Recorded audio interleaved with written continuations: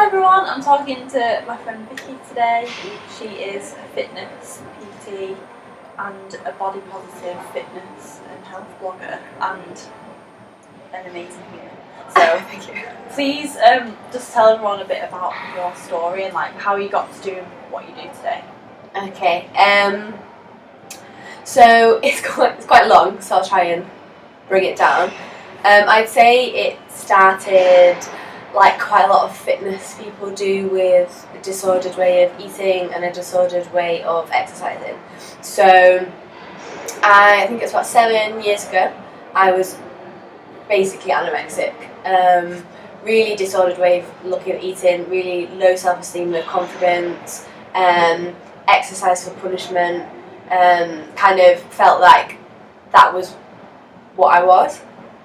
And then through uni, kind of got over that, I suppose. So started eating properly. I did dance at uni, so I had to be healthier because I couldn't dance every day if I was like not eating. Yeah, I was eating about 1,000 calories a day, so I needed to ramp that up by loads.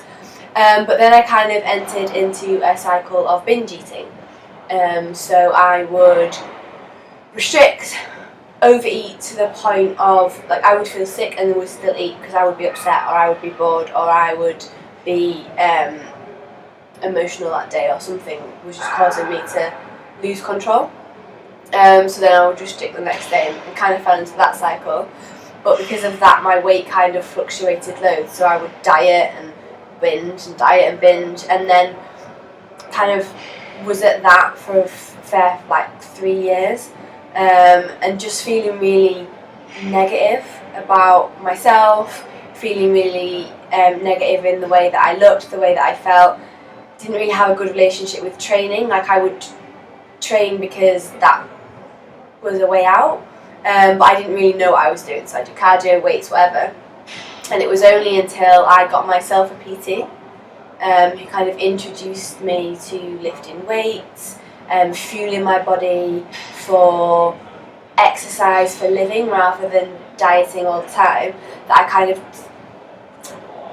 discovered that fitness wasn't just a punishment, like you could enjoy it and it could actually help. So then that kind of made me decide that I didn't really want to dance anymore. I wanted to go down the fitness route, so I decided to train as an aerobics instructor, which then progressed into doing my PT, and I kind of relocated to Manchester from being in London, and it just kind of all kind of fell into one there. So I joined the gym, became a PT, and it's kind of evolved from there. And while I've been doing that, my eating has kind of reflected my fitness training. So I've counted macros, I've cut, I've bulked, I've prepped, I've done fitness shoots, I've done all different styles of training because I thought I had to kind of now where I'm kind of reached a lot more balanced way of life. So it hasn't really been a simple I did this and then I did this. It's been a really journey until now. So yeah, that's kind of how I got here. Yeah. And when did you start vlogging? 2.5 years ago, I think. Right. So sort of like alongside starting your PT career. Yeah, I'd say that moving to Manchester kind of started everything. Yeah. So London's kind of a chapter that I don't regret, but I kind of don't ever want to revisit again because that's where everything was. Moved to Manchester, changed jobs, decided to go down the fitness career, and I think I'd say I'd been in Manchester for about a year, so I think I'd been a PT for about 6 months. Right. And that's when I started to blog. Yeah, so I'd say 2.5 years ago, I've been a PT for 3, so yeah. Anyone that follows your blog will know that you're all about body positivity, like accepting and loving your body, feeling good with health and fitness rather than just doing it to look good. And do you feel like the fitness industry has a responsibility now to promote that a bit more? Yes. Or how have you sort of married the two, and how do you work that body positivity into your I know that's like 3 questions. Yeah. I definitely think the fitness industry needs an overhaul. I think way before I got into fitness, I think we had that. Where before social media became massive, people exercised to be healthy. Yes, enjoyed it. Yeah, like yes, there's always been diets, and I think there always will be, and people always feel that they need to do certain things. But I don't think it was as prominent until Instagram happened. And then I think that was the rise of the Fitspo and the fitness influencer. And I think that's when if Fits Your Macros came along, flexible dieting came along, training, bodybuilder style, doing CrossFit. Like, we got so many things thrown at us that it became really restrictive. And I think it's only now, again, everyone's being a bit more focusing on health, focusing on enjoyment, focusing on feeling good rather than having to look good. So I think that's definitely needs to just keep happening. And I am starting to see from people that I follow and from people that I speak to that it is starting to go that way. And the way that I kind of married that into my PT is it's hard. I'm not going to lie. When I first started out as a PT, I'd cringe. I actually cringe at what I used to do and what I used to get clients to do and what I thought was the done thing, but that was the done thing at the time. Whereas now, I don't take on clients that want a 12-week quick fix. I don't take on a client that is only interested in looking a certain way or wants to get a bikini body in like 4 weeks, because that's never, like, their ideal isn't going to happen. I train clients who want to be healthy, who want to feel good, who want to just get strong and fit, and they're going to lose weight, or they're going to gain the muscle or aim for the look that they want, but that isn't the driving force. And I think just by the way that I promote myself and the way that I speak to potential clients is how I kind of go with it. And I am lucky in the fact that it's not my only job, so I have been able to kind of say no to clients, whereas when I first started, you can't, because that's your only source of income. So I think it's been difficult, but I think just by the way that I am and the way that I promote myself, that's kind of how I've done it. But it's not the easiest thing to do. It must be hard because a lot of PTs know that they feel like to be successful they have to have those like huge transformations. You can still be body positive and want to lose weight. Yeah, of course you can.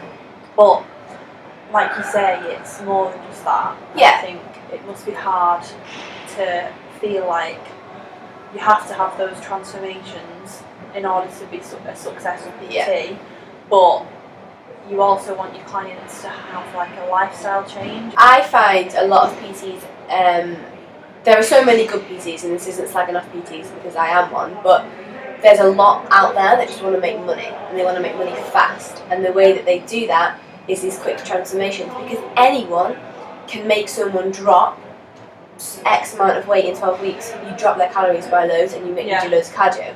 Anyone can do that. But like you say, it's not sustainable. They're probably going to put the weight back on. They're not going to feel good about themselves. They're going to have, their skin's probably going to be bad. They're going to have low energy. They're just going to feel awful. Hormones will be completely out of whack if they're women. So it isn't fun. It isn't life. And I get asked a lot why I don't put my clients' transformations on my Instagram. Why don't I promote myself through my Facebook on that? And it's because my clients aren't my selling tool at all. I am. Like, I will sell what I have to offer, but I'm not going to, unless my clients want me to show it, I'm not going to post them in their underwear on social media, because they're everyday women that come in and they just come in for an hour and then they go back to looking after their kids or going to their job, or they don't care for things like that. So I think there needs to be this step back and you invest in the person, you don't invest in the result. And you want to retain those clients. My clients become my friends. Like, Yeah. I want to keep them on. I don't want 12 weeks by. It's, you want to keep them going, and even if they're not still training with me, I'll still check in and see how they're doing, and if there's like 6 months down the line, if they want to come back for a session, then that's fine.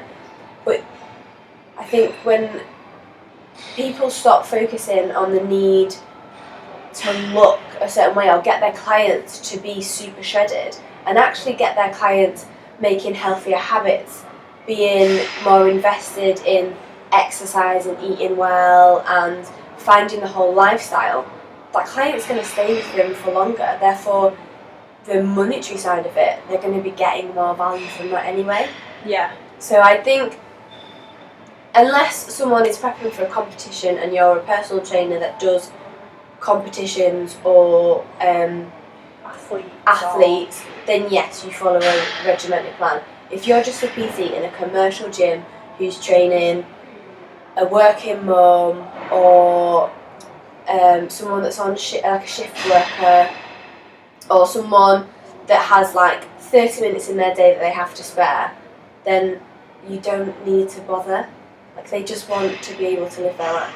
Yeah. So I think a lot of people need to just take a step back and remember they became a PT to help people, not to get quick money. Yeah. Oh, I love that. And I feel like with the Instagram age, people buy these programs online because they want to look like that person. Yeah. And I love what you say about investing in the PT and their philosophy and their like ethos and wanting to learn from them rather than just wanting to look like them. Yeah. I don't train my clients the way I train myself. Yeah. Because my clients aren't me. Yeah. So I love that. why would I do that? You're never gonna look like the person that's selling you a program because they probably don't do that program. What advice would you give to women who are listening or watching who maybe struggle with motivation with fitness or struggle with finding the time because you're obviously so busy? Vicki helps manage the gym that we're in. She is a PT, she runs a fitness blog, and she has a life like everyone else. She has a home to clean and washing to do and a family and friends to keep up with. How do you fit it in? How do you make the time for health and fitness, whether that's cooking a healthy meal or getting to the gym yourself? How do you fit that into your schedule, and what advice would you give in terms of time management and stuff for other people? First of all, I work in the place that I train. I'm trying to find another gym because it gets a little bit on too much, but so it's a little bit easier for the motivation to train because I've probably had a client before my shift, so I'll train them. Yeah. But the main thing I do is I get it out of the way. Like, I cannot train past about 5. Like, if I haven't trained that day, then the chances are I'm not going to. I might go on a walk. If my friend's dragging me along, I'll go on a run. But I couldn't think of anything worse than going to the gym at 5:30. So I get it out of the way. So I get it done in the morning. So that would be one of my tips: is get it done before you start the rest of your day. So prep your gym kit, have it ready by the door before you go to work. Get up an hour earlier to do that exercise, whatever that is. It could be you go to the gym, it could be you go for a run, it could be you do a home workout, it could be that you go to a fitness class. But do it before you start the rest of your day. Yeah. I would also schedule it in your diary like you would a social appointment. Yeah. So if you schedule everything else, so you work 9 to 5, you know, on your lunch you're going to go and get a coffee with so and so, schedule in at 7 o'clock you're going to go to the gym or you're going to do a workout, and then it's there and you've already made time for it. So that's another thing I do. And also, don't put too much pressure on yourself. So if you're just starting out and you suddenly decide you're going to exercise 6 days a week, the chances are you're not going to work out 6 days a week. So start with 3. Yeah. 3 is like the average I give everyone. If you can do 3 days a week, then you're on to a winner. If you can do more, then that's amazing. But if you do 3, you do 3. If you can only make 2, don't beat yourself up about it. That was 1 week. The next week, you can do another one. So schedule it in, get it out of the way, and don't stress over it. And make sure you enjoy it. So not everyone likes the gym, so not everyone needs to go to a gym. If you like doing classes, you can do classes. If you like home workouts, running, CrossFit, yoga, weight training, do something you enjoy and something that you want to get up for. Just make sure it fits with the kind of goal that you are aiming for, obviously. Yeah. And then in terms of healthy eating and meals, again, it sounds really annoying, but I actually really like eating healthy food, so I don't find it an issue to make nutritious meals. Right. However, I have the biggest sweet tooth that you will ever find, and if you give me a bar of chocolate, I'll eat it. If you give me some pick and mix, I will eat it. Ice cream, I will eat it. Because I'm an all or nothing kind of person when it comes to that, so I will have chocolate every day, because otherwise I will go and eat like 5 bars of it. So I'll have it every day. But I'd say to find time is just meal prep. Right. So bulk make something on a Sunday night that you can put half in your fridge, half in your freezer. Wednesday, take the stuff out of your freezer, and you've got like your lunches there. Yeah. I'd always say cook the protein source, so whatever that will be, and then prep your veggies the night before because they go a bit mini. Yeah. So I think that's why a lot of people stop doing meal prep, because they try it and then they're like, no. it's all like sludgy by Wednesday.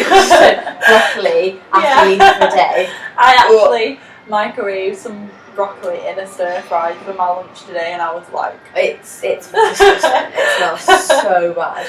So yeah, protein and carbs you can bulk make, but your veggies, just with like frozen veg, it takes like 2 minutes in the microwave. Put them in the night before, and that's your lunches.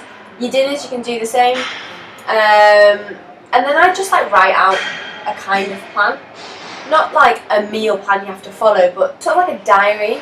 So when you go shopping, you know that you're gonna what food recipes you're gonna make, so you'll just buy those ingredients. Yeah.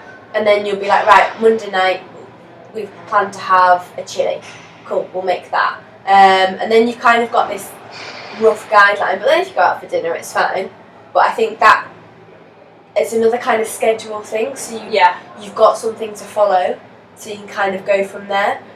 And just having healthier alternatives in your house, that's the main way you're going to stay on track. Is if you fill your cupboards full of things that aren't necessarily nutritious, then that's the only food you've got there to eat. Have the foods in your cupboard that you're going to use, and then you have to use them. And then if you really, really, really want, I don't know, the big bar of chocolate or the big packet of crisps, then you'll go out and get them.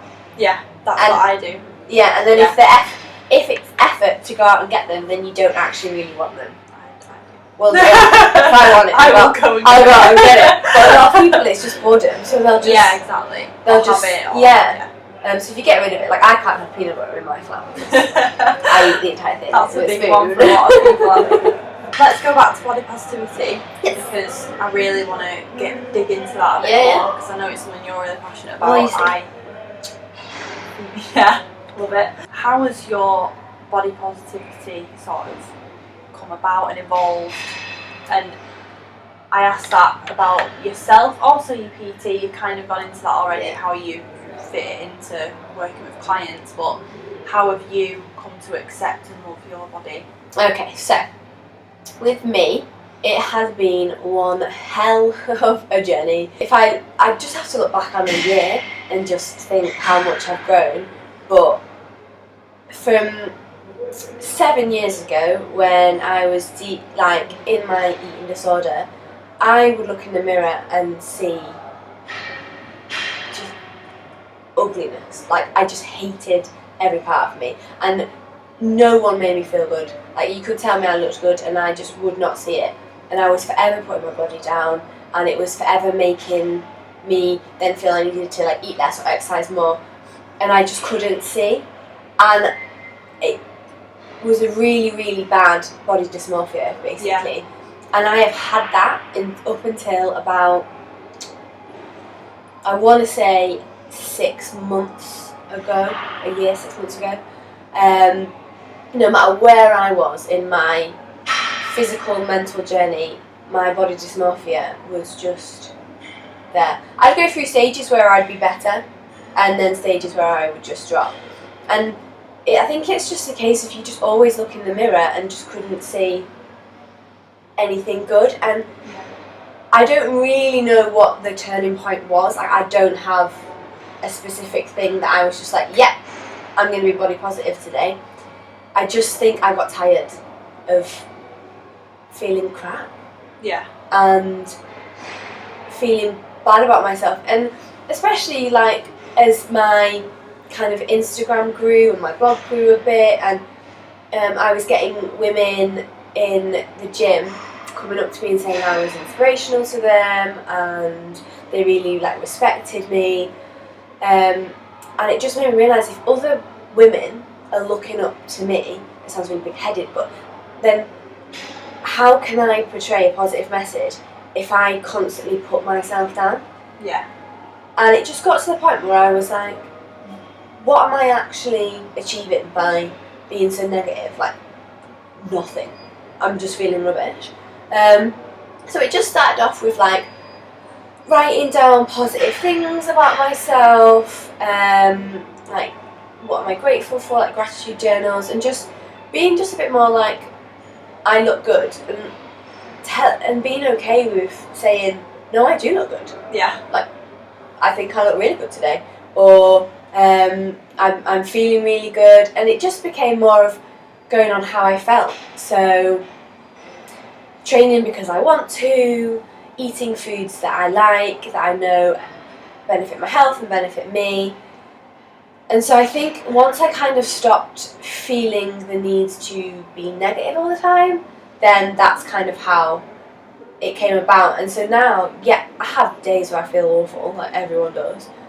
But I don't look in the mirror now and pick at bits that I don't like. Instead, I look in the mirror and go, that's looking really good today, or appreciating a bit more. And also just looking in the mirror and seeing what is in the mirror. So I'm not looking in the mirror and going, ooh, I'm not looking in the mirror and looking at me. I'm just looking in the mirror because I need to sort my hair, or I need to see how my outfit looks, and then I go. Yeah. It's not really something that needs to be a thing. Yeah, like I don't need the validation of the mirror. I just and it's also just like accepting what is. Yeah, exactly. Like, I can't. You have genetics and you have a skeleton that kind of is the basis of your body. Yeah. And your age. So like, I think a big thing was one of my friends. It was ages ago. We were talking about it, and I think I was saying, it just annoys me that like. This was back when I like weighed myself all the time. It just annoys me that I'm half a stone heavier than I was a year ago, and I want to get back to how I was like 4 years ago. And she was like, yeah, but 4 years ago you were in your early 20s. Now you're heading towards your 30s. You're not ever gonna be the same person because you've grown up a bit more, and your body's aging. So why do you want to be what you looked like when you were 21? When you are now 26 and your body's developed into a 26-year-old woman, not a 21-year-old kind of young adult kind of thing. Yeah. So I think it's that you've got to move with your body and you've got to embrace your body for what it is, and then make changes because it's in a positive step. Like you can be body positive, like you said before, and love what you have, but still want to change bits about it. Yeah. Because we always want to. We're always perfectionists, but I think life's too short. It's too short to try and change everything or try and look like someone else, because you're not that person, you're you. Yeah. And I think that's something that I drive home with my clients all the time. Then there's no point them trying to be someone else or try to be a version of themselves they were way back when, because they are who they are right now. Yeah. And instead of focusing on trying to be something else, let's focus on you, and let's just focus on you feeling absolutely incredible. And that's the main thing. And that comes with so many other things. but as long as you feel good, that's all that anyone ever sees. Yeah. No one ever looks at someone and goes, oh, I bet they're wearing a size 6 today. They're more likely going to be like, she looks insane, or oh, I bet she's a size 20. It's like, no, they're probably going, look at her in that dress, she looks amazing. Yeah. No one ever... Obviously, you're smiling. Yeah, exactly. Yeah. No one ever questions what dress size you're wearing, or how many times you go to the gym, like, or what you ate for dinner. Unless you follow anyone on Instagram, and then you massively stop what they ate for dinner. But like, I just think there's just no need to be so fixated on a look, and instead we need to go on how we feel. Yeah. I love that. So focusing on how you feel is a really good way for any women listening who are 100% maybe where you were in that really intense body dysmorphia stage. I think just take it a day at a time as well, and anytime anyone compliments you, thank them for it and take it on board. It could be the tiniest thing, like the smallest compliment. It could be something like, I really like the way you've done your hair today, or you're looking so much happier today, or you should, when you smile, like you light up the room, that sort of thing. Like, take that on board and remember that, and then use that yourself, and then tell yourself that the next day. Be like, oh, my hair still looks really good today, or I don't know, just like little things like that, and it will slowly kind of focus on, go to bigger things. But definitely it's all about how you feel rather than how you look. So we've already talked about how busy you are. Yes. And I just want to talk about how you apply like all of the positive like energy and time management tips and everything you apply for your clients and in your own health and fitness routine. How do you take those positive habits and use them to help you with your personal goals and sort of like progressing your career and everything else like that? In all honesty, half the time I don't. Okay. It can get a little bit overwhelming at times, so sometimes I'm a little bit like, and I don't. But I think the main way that I try and do it is remembering why I'm doing it. So no one's making me write a blog. No one's making me decide that I want to push social media. I don't need to do that. I technically don't need to personal train because I now manage a gym. I don't. So no one's making me do all of that. That's my choice, and I do it because I love it.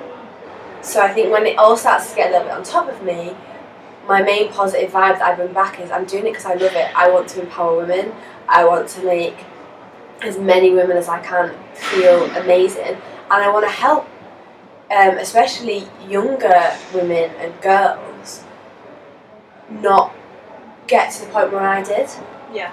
And to not feel the pressure that social media is kind of putting on them. And I definitely find through, because my clients tend to be a bit older, so they've got kids already, and a couple of them have girls, and just talking to them about like what their girls are going through, and being able to kind of impart like my experience on the mum who can then put it onto the child. So because I do all that, whenever I'm feeling a little bit low or stressed out, I just remember that, and that's kind of like where my positivity comes from. It's just remembering my why, because at the end of the day, I can pack it all in if I want to. Like, there is literally nothing. Just get a 9 to 5. Yeah, I could just keep this. Like, there is nothing that's making me do everything else. It's my choice, and everyone always is asked, like, why do you get up at 5:30 to go and do all of this work before you shift, and then you come home and you do your blogging, and then you might say hello to your boyfriend and then carry on. Like, why do you do all of that if it's making you tired, if it's making you ill, like, if it's making you a bit grumpy? And it's because I love doing it, and at the end of the day, the outcome will be more of a positive than my slight tiredness or my slight grumpiness because of it, and then I just take a day off. So that's how. It's just remembering my why. Yeah. And what are your like time management tips, work-wise? Plan. plan, and write everything down. I am a massive list keeper. Yeah. And my diary, I put everything in it. And people are a lot more technical and they have Google planners and Google diaries, and I'm like, no, pieces of paper that I can physically cross out when I've done things and tick and like write everything down. That's how I time manage, like just write everything down and plan and lists. Yeah. And I think there might be other ways, but I think that's the only way that works for me. Like all through school, we had a timetable, we had homework given to us, we wrote it all down, it all got done. So I think write things down, set yourself deadlines, so don't just decide that, say if you've got to, I don't know, get something done by a certain time, then deadline it for the day before, or so then you've done it and then you've got time to look over it. Yeah. So plan, list and deadlines is how I would time manage. Awesome. And we're moving on to the quick fire round now. So these are questions that I'm going to ask everyone. Okay. So I'm all about self-care. I'm Yes. huge on self-care, and I want to ask you what your 3 non-negotiable self-care rituals are, like your go-to things when you know you need a bit of extra TLC. If you're a bit stressed or you've had a long day, what do you do? Okay, well, it used to be that I'd have a bath. However, my new flat does not have a bath. So sad. I know, it really upsets me. I could not live without I a bath. know.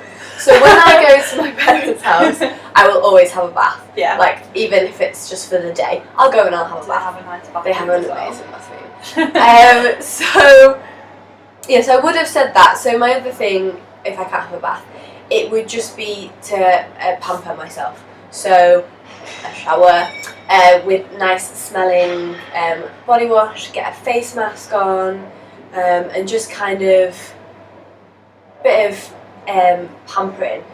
My other one is fake tan. It sounds so stupid, but I feel 100% better when I've got a tan. Me too. So I tanned last night for this recording. I'm gonna tan. I'm not doing You look bad, nice. actually. But I will. Yeah, I'll always fake tan, and it's definitely that. I have to do that, and I do it every week. Yeah, it's like a Friday. I tend to do it. So I'll fake tan, pamper, and then the other one is just switching off. So my switching off is to go and watch something with Elliot on the sofa, complete veg out, like Netflix and chill, but like actual chill. Like Yeah. actual chill. Yeah. Just that's a non-negotiable. Like if I'm super stressed, then Netflix goes on, blanket, phone away, like the phone is in a different room, not even thinking about that, and just spend like an hour, 2 hours just chilling out, and then depending on whatever time of day it is, then I'll get on and do some work or whatever. But that is, so pamper, tan, Netflix and chill. Love it. Sounds like my ideal day, to be honest. Yeah. Nice day off. Next question is, what's challenging you to leave your comfort zone and grow recently? Lack of control over time at the moment is kind of challenging me, in the fact that I've got quite a lot on, and it's taking me out of my day-to-day routine. So that's kind of challenging me on a personal level, so just not being able to train at the time I want to, or eat like kind of the foods that I can, and so that's kind of taken away from me, and I think that'll always be a slight battle. So that's kind of challenging me. I'd say with my blog, I've completely overhauled it. So now I'm just trying to get back into a routine. So I've kind of I've made it more to what I'm doing now, more towards me. But now I'm a bit like stuck in a rut of, now I've set it, I'm feeling like I need to hit it, even though I am, because that's the style that I was writing. Yeah. So a challenge for me is to kind of not be stuck in this, I have to hit this category, I have to hit this category, I have to write something that is, for example, about being confident because I have a section about being confident. Yeah. And just letting it happen when it happens, and not feeling the need to upload a post every week because it doesn't pay me, so I don't need to do that. So I think that's like a big one at the moment. It's just kind of finding my balance again with my blog. Yeah. Because I haven't quite got it yet. Yeah. So I'd say having the control over my personal life, and then just finding my balance again with my blog and getting it organic again. Yeah. And not forced or structured. Yeah. Like a balance between being organised with it, but also letting your creativity exactly. come through you. Yeah, not being too organised that I'm like, oh, I said I'd have a blog post out, so I'm quickly going to write a blog post. Writing about something, yeah. Awesome. I love that question because no one ever really talks about stuff like that. No. And everyone's always like challenged with something. Yeah, and everyone kind of pushes it aside because they don't want to feel like they're weak. Yeah. And I'm all about like not resisting that and like pushing through your comfort zone. Oh my god, and finding solutions. Yeah, it's weird because I'll always push myself. Yeah, I'll always push myself in comfort zones when it comes to like training, but everything else I'm really like. Yeah. Like spontaneity just is not me. Control freak. Oh yeah. Yeah. Ask Elliot if I hate it. Yeah. That can be a surprise at all. Next question is, what's your goal for the next sort of 6 to 12 months? So what can we get really excited to see from you in 2018? I'm not 100% like sure on this one, but I want to evolve my online training. So I currently do online training through Flourish Fitness, which is me and another PT. And I think at the moment it's getting a little bit lost because of my own style. So I kind of want to bring that to the surface, and because my dream is to train women all over the world. Like I would love to have like a client that lives in America or in Spain or something. Like I would just love that and just like do Skype consultations with them. And so that's a massive thing in 2018 is I really want to build Flourish Fitness so people recognise it as a brand within my brand and then a brand within the other PT's brand. And I think, so I really want that, so that's one thing. And then I really want my blog to grow. Like I really want my blog to become, and I'm hoping I can try and do this, as like a resource. So like a resource that women who are feeling a little bit low or lost in their self-confidence, in their training, in their work-life balance, I want them to just go to my blog and use it. So use it to find training tips, to create their own kind of workouts from, to get tips and advice on how to be body confident, to kind of follow my journey and get things from that. So I want it to be a resource that empowers women, and like that's a massive thing that I really want it to do. So I'm really excited and I really want that to happen. I just have to work out how. I think you're already doing it. And hope that you're already on your way. And hope that people don't mind the odd rambles about my life and like when I try to be a travel blogger, but I'm definitely not a travel blogger. But I pretend I am. People love that, and like you said, like it's all about you and your story and what you can help other people with and how you can serve other people. So resource for women and online training are the two big things I really want to focus on, because my personal training one-to-one, that happens, it's fluid, it happens in here, women come in here, I train them. This job happens, it's my day-to-day, I come in and I do it. So it's like the online presence that I really, really want to build, and kind of build a name for myself. Like I want people to be like, body positivity, go to Vicki. Like I want that. Yeah. And it's probably not going to happen in 2018, but like 19, 20, like I want that. Yeah, that's awesome. And that'll also marry your blog and your career as a PT. Yeah, because I have a big 5-year plan, and Yeah. I need all of this Yeah. to get there for me, and hopefully I'll get there. I love that. Like, you have your vision in your head. Oh, it's You there. know, like, Yeah, everything leads to that point. it does. Yeah. Hopefully. Well, that's really exciting, and I'm sure so many people watching this and listening will love to follow you, because I'm all about women putting themselves first and just feeling amazing about themselves. Yeah. So, 2018 is the year of the woman, I feel. I love that. Yeah. Where can my community go to follow you? What's your blog? Shout yourself out. So I'm really original, and I've gone with my name. So Always good. my blog is just at VickiMellardPT.com. It is actually my website, but the blog thing's right next to it, so it's there. My Instagram is VickiMellard_PT. My Twitter is exactly the same, and on Facebook I'm just Vicki Mellard Personal Training. So just don't forget my name, and then they'll be able to find me. It'll all be linked anyway. Down below. That's what people Thank do. you so much for It's talking okay. to me. And thanks for watching, everyone. And listening. I will see you soon. Bye. Bye.